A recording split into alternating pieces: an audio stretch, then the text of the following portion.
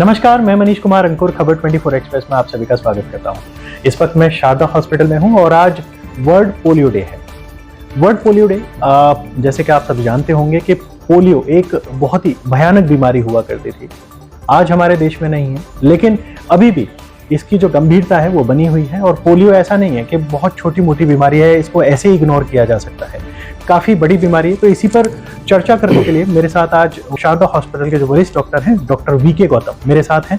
बहुत सारी चर्चा करेंगे और इस पे हम जानेंगे कि इसको कैसे खत्म किया गया, या फिर अभी भी क्या सिम्टम्स ऐसे लोगों में आ सकते हैं, जो बच्चों में आ सकते हैं कि आगे जाके वो पोलियो ग्रस्त हो जाए। तो डॉक्टर साहब का बहुत बहुत स्वागत है खबर 24 एक्सप्रेस में।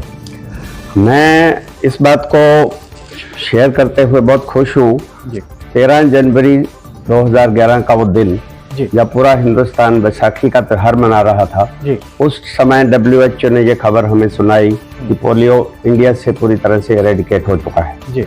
इससे पहले जैसे इन्होंने बताया कि समस्या बहुत गंभीर थी और फैमिली में एक पोलियो का बच्चा हो जाए, फैमिली बच्चे के सिवा पूरी फैमिली ही बर्बाद हो जाती है, क्योंकि माँ बाप की लाइफ उसी के इलाज में, उसको व्हील चेयर में बिठाने में, उसके लिए कैलिपर जुटाने में लग जाती थी और उनकी जिंदगी में एक किस्म से नीरसता छा जाती। बिल्कुल। तो इस बात की बहुत खुशी है कि सन 2011 में हम हिंदुस्तान के सरकार की एफर्ट से और WHO की एफर्ट से मास वैक्सीनेशन के कारण, जो पोलियो रविवार आपने सुना होगा कि हर रविवार को हम टीका लगाते रहे हैं बहुत सालों तक, उस बात को आज 13 साल हो चुके हैं और अभी भी वो जारी है। तो इससे ये बीमारी खत्म होगी। पहले लोग समझा करते थे कि एक प्रभु का अभिशाप है। ऐसी बहुत सी ऐसी बीमारियां हैं जो अभिशाप नहीं थी, वो एक्चुअली साइंटिफिकली किसी वायरस या किसी और बीमारी के लक्षण थे। उसमें स्मॉल पॉक्स भी ऐसे आता है जिसमें माता की बीमारी, लोग उसको माता का अभिशाप समझ के मंदिरों में जाकर पूजा करते थे। तो माता, पोलियो, ये सब वैक्सीनेशन के कारण हमारे देश से खत्म हो चुका है। और मैं उस युग से बिलोंग करता हूँ। मैंने 1973 में MBBS की पढ़ाई शुरू करी, ऑल इंडिया इंस्टीट्यूट और PGI चंडीगढ़ में पढ़ा। और 90 के दशक में जब मैं सीनियर रेजिडेंट था PGI चंडीगढ़ में, तो हमारे टेबल में, ऑपरेशन टेबल में ऑलमोस्ट हर रोज एक बच्चा पोलियो का होता था जिसका हम ऑपरेशन करते थे। उसकी टांगें सीधी करते थे या उसकी नसें उधर से लगा के उसको चलाने की कोशिश करते थे। और वो समय बदल गया है, अब वो चीज खत्म हो गई है। पर अभी भी बहुत सारे पोलियो के केसेस जो अभी तक जिंदा हैं। उसी 2011 से पहले अप्रोक्सीमेटली हिंदुस्तान में 50,000 केस हर साल हुआ करते थे। हर साल बहुत गंभीर समस्या थी। और जब तक वो जिंदा हैं, वो जो पैदा हुए हैं 2011 से पहले, जब तक वो इस धरती पे विराजमान है और जब तक वो हैं, तो वो पोलियो वाले घूमते रहेंगे। तो हमें किसी ना किसी रूप में उनका इलाज अभी भी करना पड़ेगा और उसको हमें ठीक करने की कोशिश करते रहेंगे। तो ये मैं कहना चाहता हूँ। डॉक्टर साहब, आपने जैसे कहा कि 2011 में पोलियो भारत से पूरी तरह से खत्म हो गया, लेकिन जिनको जो पोलियो हुआ था, क्या ये जो वायरस है, पोलियो वायरस, बेसिकली लोग बोलते हैं कि उसको पोलियो हो गया, पोलियो वायरस नहीं बोलते, या फिर लोगों में अवेयरनेस है कि पोलियो एक वायरस का नाम है। डॉक्टर साहब, क्या जो जिनमें वायरस फैला, यानी कि जो पोलियो ग्रस्त हुए, तो क्या उनका जो वायरस है किसी को इफेक्ट कर सकता है अभी भी? ऐसा है कि पोलियो एक वायरस की बीमारी है और इसका रूट ऑफ ट्रांसमिशन ओरोफिकल है। ओरोफिकल का मतलब जहाँ पे हमारी साफ सफाई अच्छे से नहीं है, यहाँ पे लोग झुग्गी झोंपड़ी में रहते हैं, यहाँ पे आदमी का मल उसके हाथ में लग जाता है, क्योंकि ये शरीर के गैस्ट्रोइंटेस्टाइनल ट्रैक्ट से, लैट्रिन की जगह से ये वायरस निकलता है। जिसको वायरस है वो लैट्रिन की वजह से दूसरे आदमी अगर हाथ साफ ना रखे तो मुंह से जाके ये बीमारी होती है। तो ये एक बीमारी साफ सफाई ना रखने की वजह से है, क्योंकि जो जिस बच्चे को पोलियो है, ये उसके मल के थ्रू वायरस दूसरे बच्चे के हाथ में लगता है, उसके अगर हैंड हाइजीन ना करे तो जिसको बीमारी है वो दूसरे को बड़ी तेजी से फैल सकती है। लेकिन अभी तक 2011 से बहुत मैसिव एफर्ट की वजह से, बिकॉज हमने बहुत सारे मरीजों में वैक्सीन की वजह से इम्यूनिटी बढ़ा दी है, तो वो अभी नहीं है। लेकिन कभी भी हम इस सिक्योरिटी को लेट डाउन नहीं कर सकते, मतलब अभी भी फैल सकती है ऐसी बीमारी। WHO ने कहा है कि 15 साल तक आपकी कंट्री को हम सर्वेलेंस में रखेंगे। वो 2026 का टाइम होगा, 2026 का। उसके बाद फिर हम देख सकते हैं कि इसका वैक्सीनेशन बंद करें या नहीं करें, वो रिव्यू करेंगे दोबारा। लेकिन उसके बाद भी ये जो कीटाणु है ये जानवरों में भी होता है। वाइल्ड एनिमल्स में भी हो सकता है। तो वो वाइल्ड एनिमल वाला हमेशा से इंटैक्ट रहता है। और कभी भी तो बेसिक इसका पर्पज यह है कि हमारा साफ सफाई, वातावरण की शुद्धता ये जरूरी है। जैसे हमारी सरकार ने स्वच्छ भारत का अभियान चलाया है, जिसमें मल वगैरह को अच्छी तरह से डिस्पोज करना, उसको करने से ये बीमारी ऑटोमेटिकली खत्म हो सकती है। बिल्कुल साफ सफाई। लेकिन इसको एक बार हो जाए पोलियो, वो हमेशा के लिए एक सेंस में रहता है। बिकॉज ये बीमारी ऐसी है कि ये स्पाइनल कॉर्ड है ना, जो शरीर में रीढ़ की हड्डी के अंदर नस होता है, उसके अंदर कुछ सेल्स को परमानेंटली डैमेज करती है। वो डैमेज वो शरीर को चलाने का काम करती है। जैसे एक बिजली की बहुत बड़ी केबल है, वो जगह जगह पे बिजलियां चलाती है, इसी तरह हमारी रीढ़ की हड्डी में एक केबल है जो हाथ पैर और सारे शरीर को हमारे मूवमेंट देती है। तो ये वायरस उस जगह पे अटैक करता है जो हमारे मूवमेंट का सेंटर है, तो इसलिए वो डैमेज कर देती है। होने के बाद 1 साल तक कुछ रिकवरी होती है स्पॉन्टेनियस, लेकिन उसके बाद 18 महीने के बाद जो रेजिडुअल डेफिसिट रह गया, जो बचा हुआ है पैरालिसिस है, वो वैसा का वैसा रहता है जिंदगी में। उसमें डिफॉर्मिटीज हो सकती हैं, टेढ़ापन हो सकता है, टांग छोटी बड़ी हो सकती है। फिर उसका इलाज हमें धीरे धीरे ऑर्थोपेडिक तरीके से करना पड़ता है। लेकिन वायरस पूरी तरह से, वो एक जिसको हो गया वो पूरी तरह से स्वस्थ नहीं हो सकता। बिल्कुल सही बात है। डॉक्टर साहब, एक मेरा जो सवाल है, हमारे दर्शकों की भी जिज्ञासा हो गई होगी, क्योंकि जाहिर सी बात है आपने बहुत अच्छी जानकारी दी है। डॉक्टर साहब, ये जो बीमारी है ये छोटे बच्चों से यानी कि जन्म से शुरू होती है, तो क्या मतलब अभी, क्योंकि आपने कहा कि फैलने की संभावना अभी भी है, अगर गंदगी है या बहुत सारी चीजें हैं तो उसकी वजह से अभी भी बीमारी फैलने के चांसेस बहुत ज्यादा बढ़ जाते हैं। तो ऐसे पेरेंट्स को एक तो क्या करना चाहिए, दूसरा इसके लक्षण क्या हो सकते हैं जिससे कि पेरेंट्स इसमें जो प्रिकॉशंस ले सकें, तो वो चीजें हमारे थोड़े दर्शकों को बताएं। एक तो पहले सबसे बड़ी चीज है कि जब तक भारत की सरकार वैक्सीनेशन प्रोग्राम चला रही है जी, उस टाइम तक हमेशा वैक्सीन लगवाते रहना चाहिए। ये मत सोचिए कि पोलियो खत्म हो गया है। कई बार आदमी के मन में आ जाता है कि अब तो पोलियो होना बंद हो गया है, सरकार वैक्सीन लगवा रही है, हम नहीं लगवाएं, वो अभी भी खतरा है। वो जब तक WHO नहीं कहेगा, हमें वैक्सीन लगाते रहना है। और दूसरा ये है कि अपने आप साफ सफाई अपनी रखनी है, हमारे मल को डिस्पोज करना है। जो हमारे गांव में खेतों में जाके शौच करते थे, वो एक सीरियस मामला था। भारत की सरकार एक टॉयलेट बनाने की जगह जगह कोशिश कर रही है। टॉयलेट एक प्रेम कथा नाम की एक पिक्चर भी देखी हो शायद आपने, उसमें इसको एक सटायर के रूप में लिया गया था। लेकिन मैं उस गांव में शादी नहीं करूंगी, लड़की कहती है यहाँ टॉयलेट ना हो। उस गैस टॉयलेट के कारण वो बीमारी, जो टॉयलेट अच्छे से डिस्पोज नहीं होता, उसकी वजह नॉट ओनली पोलियो और बहुत सारी और भी बीमारी हो सकती है। स्वच्छता सबसे इम्पोर्टेंट चीज। बिल्कुल। चलिए देखिए, स्वच्छता सबसे इम्पोर्टेंट पार्ट है।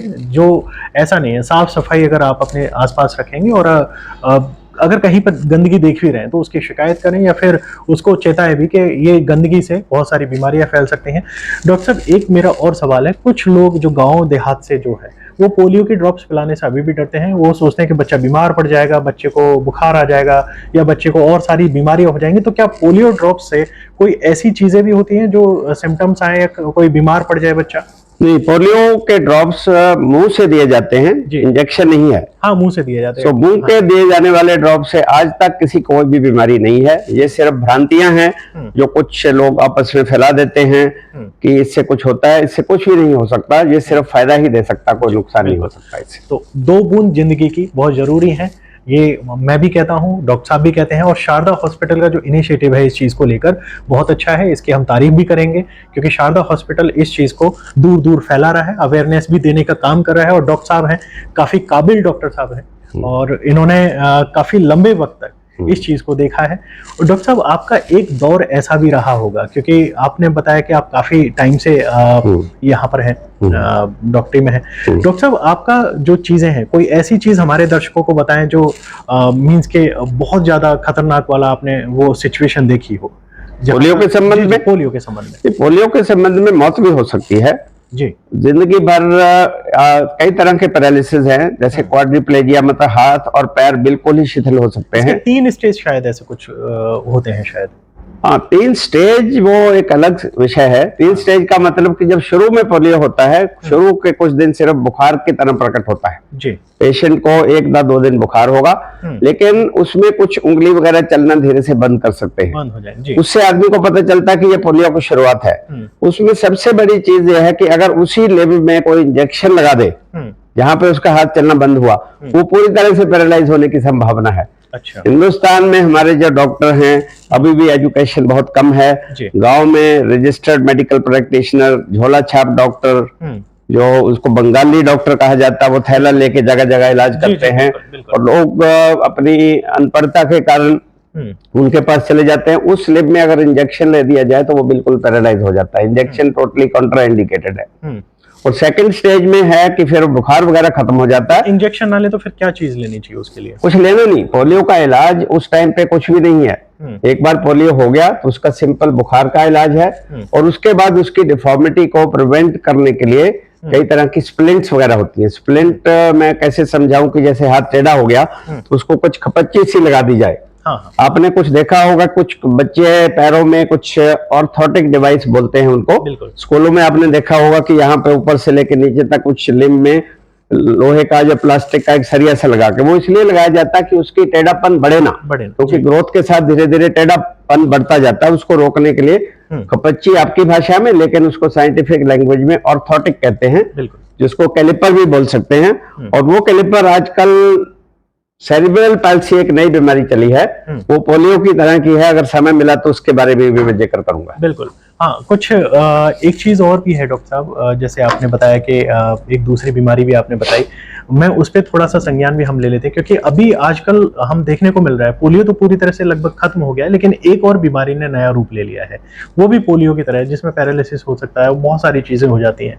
तो क्या उसके बारे में थोड़ा सा अगर हमारे दर्शकों को बताएं। उस बीमारी का नाम है सेरिब्रल पैल्सी जी। उसका मतलब यह है कि जैसे हमारे बच्चा पैदा होता है, अगर पूरे 9 महीने में स्वस्थ बच्चा पैदा हो, हॉस्पिटल के एनवायरनमेंट में हो, जहां पे उसको ऑब्स्टेट्रिशियन या किसी गायनेकोलॉजिस्ट की मदद मिलती है, और बच्चा पैदा होने के बाद कोई उसको ऑब्स्ट्रक्शन ना हो, और 4 से 5 मिनट ज्यादा से ज्यादा बच्चे को रो पड़ना चाहिए।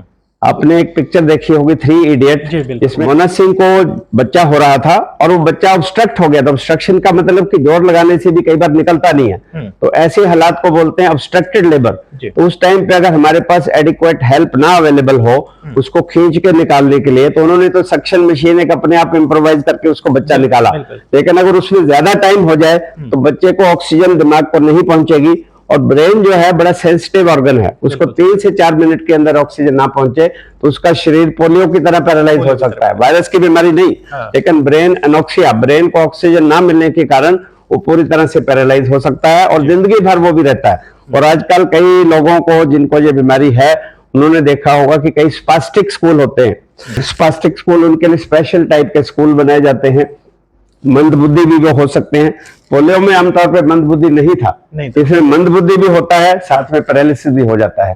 तो इसके लिए हमें अपनी स्वास्थ्य सुविधाओं को देश के आखिरी कोने तक पहुंचाना है। हमारी सरकार क्या कोशिश कर रही है कि हर जगह एक मेडिकल कॉलेज बनाने की कोशिश कर रही है, ताकि हर औरत अपना एक सेफ डिलीवरी कर सके।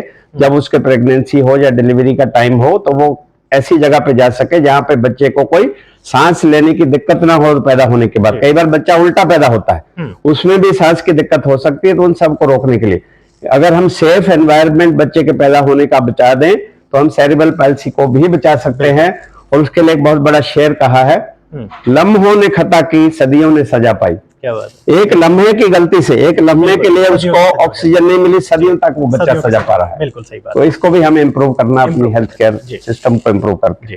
तो डॉक्टर साहब आपने बहुत अच्छी जानकारी दी है इसके बारे में, और मेरे हिसाब से जो दर्शक हैं हमारे उस चीज़ को देखेंगे, सुनेंगे ध्यान से, और वीडियो को बहुत ज़्यादा से ज़्यादा शेयर करें, क्योंकि ये जो चीज़ है ये एक इन्फॉर्मेशन है, बहुत अच्छी इंपॉर्टेंट इन्फॉर्मेशन है, जो आपके परिवार को, आपके चहेतों को बचा सकती है बहुत गंभीर बीमारियों से। तो डॉक्टर साहब आपने बहुत अच्छी जानकारी दी। कोई अंतिम मैसेज हमारे दर्शकों को देना चाहें पोलियो के बारे में, जिससे कि अभी तो खैर नहीं है, लेकिन सिम्टम्स अगर कुछ दिखें तो उससे बचाव करें, तो एक अंतिम मैसेज। हाँ, तो ये नहीं है को सोच के ऐसा मत सोचें कि जो सरकार वैक्सीन दे रही है अब उसकी जरूरत नहीं है। सबसे इम्पोर्टेंट चीज ये है कि वैक्सीन की कोशिश अभी भी करते जाना चाहिए, और अपने आसपास का वातावरण हमें शुद्ध और साफ रखना चाहिए। उससे पोलियो ही नहीं और भी बहुत सारी बीमारियों से छुटकारा किया जा सकता है। बिल्कुल, धन्यवाद। बहुत शुक्रिया डॉक्टर साहब, आपसे बात करके बहुत अच्छा लगा। Thank you so much. तो मैं मनीष कुमार, शारदा हॉस्पिटल से, धन्यवाद।